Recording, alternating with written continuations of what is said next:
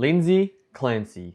I think it's safe to say that the whole world is missing the entire point on the case and the situation. You can have compassion for someone with mental illness without excusing what actually happened. At the end of the day, 3 children are dead. They're not objects.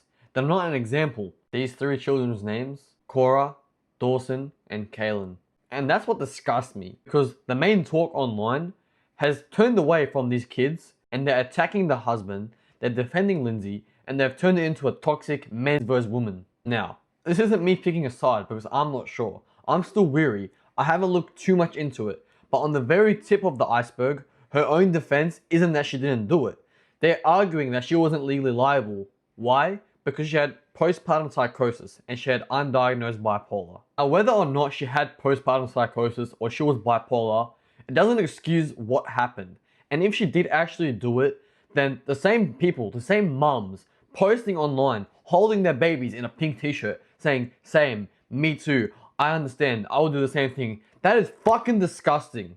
To be honest, the only stance I am actually taking here is that your stance on the court, mental health, it should be consistent. Because what do you mean the same people attacking Kanye West are defending Lindsay? 2 wrongs don't make a right, and they're not 2 identical cases. But they both had undiagnosed bipolar. Well, one actually was diagnosed, that's a whole nother section. But they both had bipolar and they both had mental health issues.